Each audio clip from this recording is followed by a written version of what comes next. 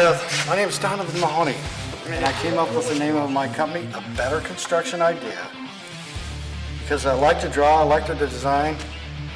I went to environmental design at the University of Pennsylvania, and I was the chief model builder for Taniguchi Associates in Boulder, Colorado, where I learned a lot about geometry and building and design. I'm going to explain how to build them.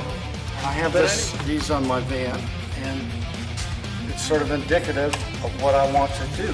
However, a better construction idea doesn't always have to come from me. It can come from the client.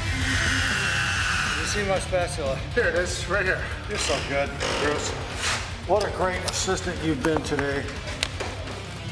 And when a client comes up with a better construction idea, I try to implement it. Yeah, my name is Donovan Mahoney with ABCI, which stands for A Better Construction Idea. Now, the main focus of this film is to show how to install these ceiling boards. But at this point, because I've got this portion of the ceiling done, I need to move this scaffolding, which is approximately 4 feet by 21 feet, closer to the wall. The other reason is I want to prove to my friend Ken that I can do this all by myself. By the way, I want to briefly explain to you how I built the scaffolding. I was able to get 20-foot 2x4s onto my van. And I bought 4 of these sawhorses that are only 1872. It's approximately 4 feet wide by almost 21 feet long.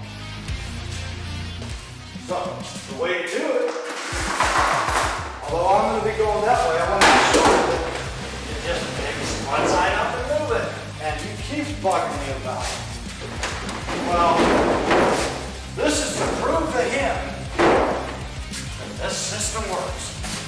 And by the way, I don't see Ken here doing the job for you. There, thanks for it.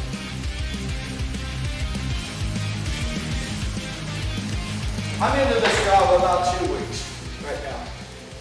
So please look around. Even trimming out the skylights, cutting all these holes for the ceiling lights. In case some of you want to know how to cut circles for heating ducts, maybe lighting fixtures. I'd like Shannon, first of all, to point to like what would be an 8.5 inch diameter hole. That. Which one would be a 4 inch diameter hole?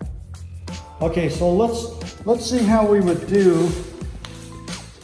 See, we know that's an 8.5 inch diameter hole. So say the center of those boards, which is hard to calculate, that'll be another lesson. But let's just say I have these 3 boards down, and I knew that was the center. So what I do is mark the center. So I put this little screw in there, right?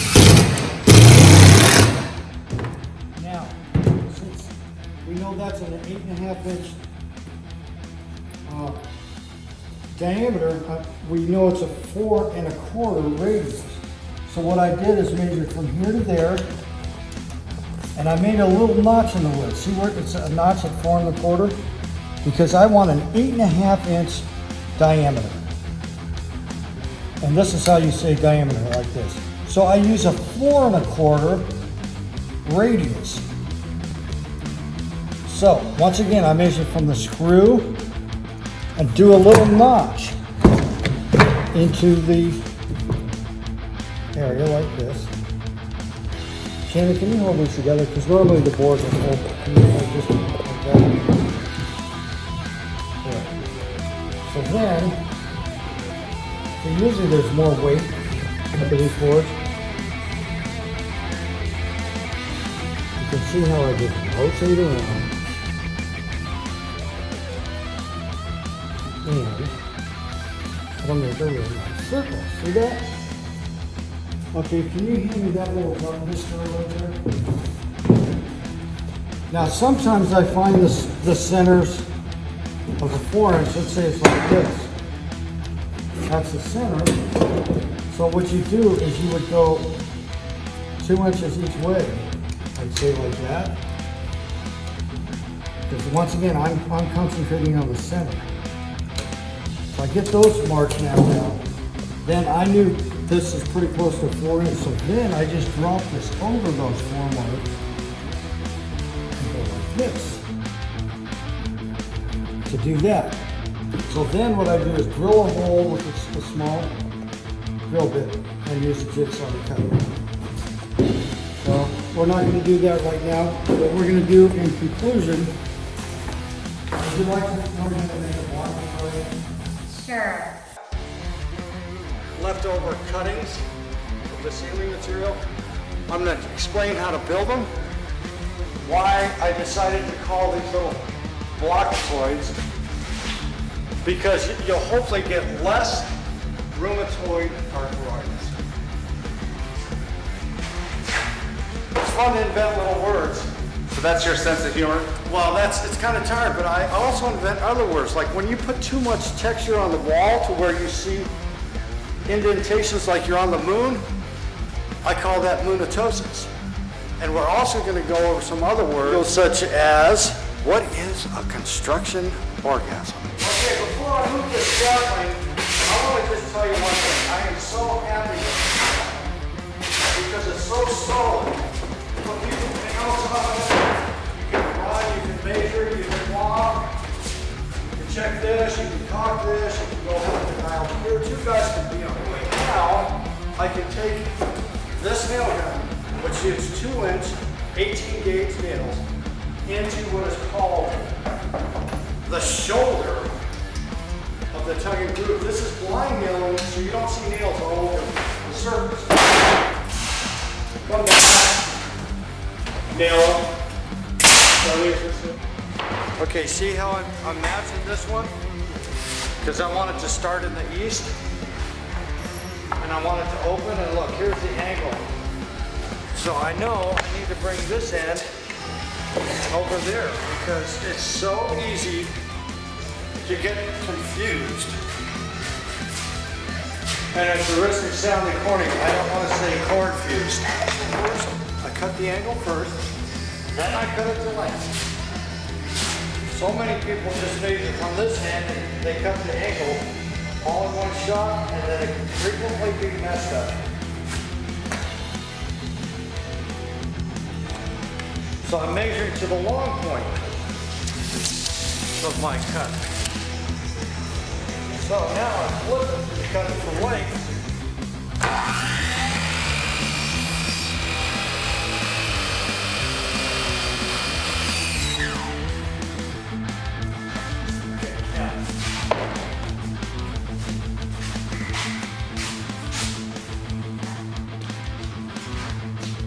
I could have put in one more block here, right?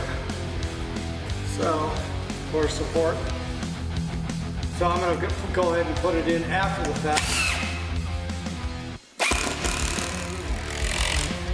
Put the tar up or tar. See, this pins it. And these blocks are basically more reliable than a person.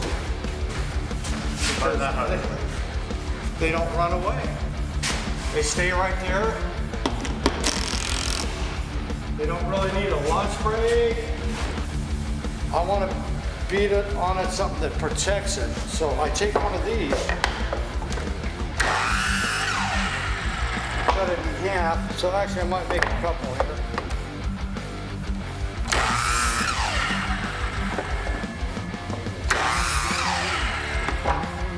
Yeah. By the way, I didn't mention these. It had to be specially shimmed. And I actually had to build a special thing here in order to figure out how to shim it. Now look at this one right here. I didn't even really need shim, so I just called caulking. Right here. It gave me a reading there. See that? Yeah. And look, I mean, this shim isn't perfect, but you know, by the time the board comes onto it, it's fine. This section over here was like required much more shimming. So when I did the reading here, see, you can't fit the board in now because this is already in, but trust me, it was thicker. So I maybe should have shown that before I started, but anyway, sometimes you have to make specialized jigs to figure out what you need to do. I can just get that in with my hand. And this is real important. Now see this one, because I'm right there? This marks the center line of the rafter, the roof rafter. See, it's shimmed appropriately. Look at this.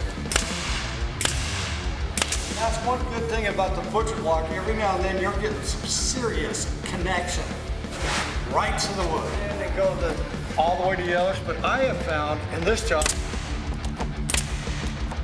you can go ahead and pin both ends first. And then come into the center. Now once again, here's where I use my beater blocks, right? Oh, isn't that beautiful? Since I've pinned both ends, look at that. Look how nicely that jointed. And by the way, not only did I have to put these shims in here, but this board here, I sighted it down from putting a little ladder on top of here, and I had to put counter shims in here to make sure this line is, I'll be real, relatively straight. It's still undulated just a fuzz. I mean, it's hard because there is some natural undulations in the ceiling, but I'm gonna ask my cameraman, Bruce. Bruce, are you there? Have you seen my spatula? Here it is, right here. You're so good, Bruce. What a great assistant you've been today. Actually, not many people probably say this, but a better construction idea doesn't always have to come from me. It can come from the client. And when a client comes up with a better construction idea, I try to implement. For example, this owner came up with some good ideas and I said, you know what, Michelle? I really like that idea, but there's one thing I don't like about it. And she's like, what? She gets all nervous. I go, the only thing I don't like about that idea is that I didn't think of it first.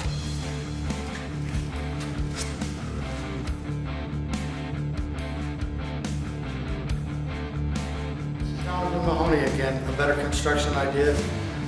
I wanted to show you this scaffolding, although nice and able to work off, it is sometimes a little bit hard to move by myself, for example, this direction. So what I did is I put a little support piece right there and hold it in position. Now what I can do is I just jack it up like this. So as you can see, I put this extra piece of wood, the vertical support, and the diagonal brace. Watch how easy it is. Now I can even move it that way now. See? If I need to move it in that direction, all I have to do is turn this jack that way. Now I can get down there at this end. That way I can move it this way all by myself.